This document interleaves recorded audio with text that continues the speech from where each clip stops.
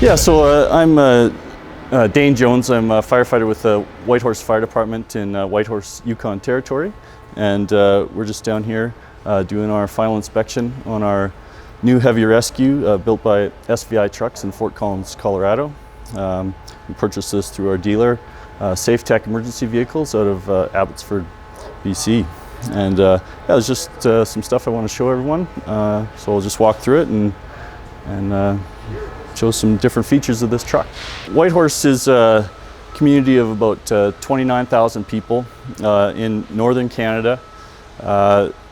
We need to replace our existing rescue truck with a new one.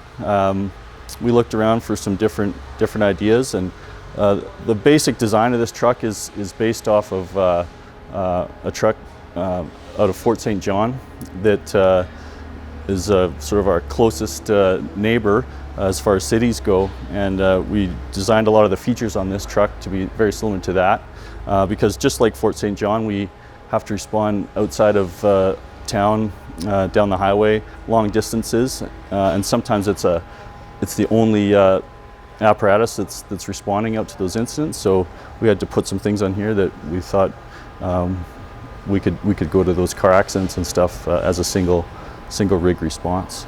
Yeah, so this is a Spartan Metro Star ELFD chassis with a 20-inch raised roof. Yeah, so in the back of the truck here we have seating for 5 firefighters. It's got the nice and tall raised roof, so most people can stand up in the back in case we had to get dressed or something in there. Lots of space for that. And we had SVI add a bunch of cabinets into the back of the cab here for storage. So there's a great big cabinet there for some medical kits. There's some cabinets at the top above the forward-facing seats for different books or manuals. And there's also some cabinets up above the captain's and driver's seat, just to give us some extra storage in there. Yeah, so we'll just look at some of the features of the body now, starting in the front here. 150-foot cord reels mounted in this compartment, one on each side, going to a junction box here. We also have 240-volt power coming to the junction box. The plan for that is we could run a electric industrial heater in case we want to heat a tent or some sort of space. We do live in a pretty northern climate, and that's pretty important for us. The neat feature of this compartment, I guess, is this transverse 1,000-pound tray that extends out on either side of the truck. So it's huge, and there's all sorts of stuff that we could store in here and take it out each side depending on where we're parked. We've got this 8,000 or 9,000-pound Ramsev portable winch that can be installed all around the body on these different receiver points, just to give us some options for stabilizing vehicles or winching things out of the roadside. Okay, on to this next compartment now. So, main thing with this compartment that we have in here is this Trimax 60-gallon compressed air foam system. So like I said, this apparatus sometimes is the only apparatus responding out to a car accident. So we added this so that we have some ability for firefighting when we're out there. So this is connected to this 100-foot booster line, and just uses compressed air to push out the foam concentrate and produces a lot of finished foam for that. So that's what that's for. We've got a lifting airbag module built in here with some storage for the hoses and controller. Got a what we call a shop air reel here, so it's just low pressure air that we can run the airbags off or any other air tools. Down in here there's a little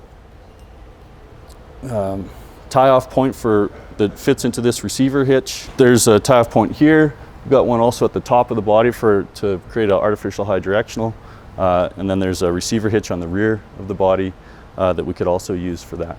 Another feature that we had added to this truck is this SPAR diesel fuel heater that is plumbed into the compartments, that both the compartment with the foam system and the compartment that has our hydraulic rescue tools. And what that'll do is when we're out in the winter where it's cold, we need to make sure that this doesn't freeze, and we want to keep the hydraulic fluid in those tools warm, so that heater will just come on and it'll blow hot air into those compartments as we're driving down the road. In this compartment here we've got a couple different trays. This one, 750-pound tray, extends out like that. Lots of space for storage of all sorts of tools there. And then this is a 150-pound out and down tray. So in this compartment is where we're going to house our hydraulic extrication tools. So we have a couple of Hamatro core hose reels up there at the top. There's a Hamatro electric power unit here, and then a couple trays.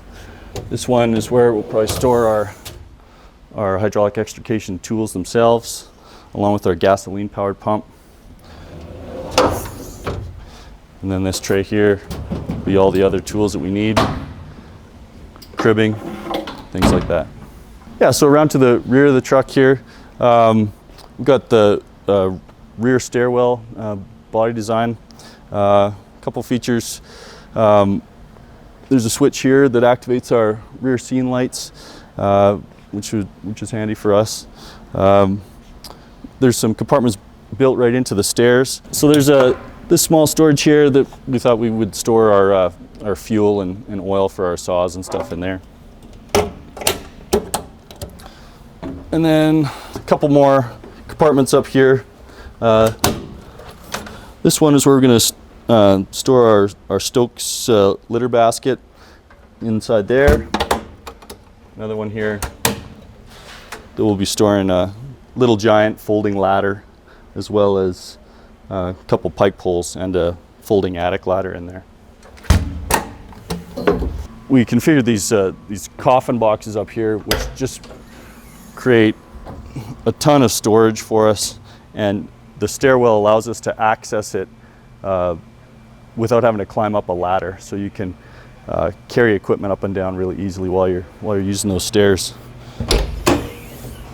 One of the things that we asked for in the coffin boxes was these nesting plastic totes.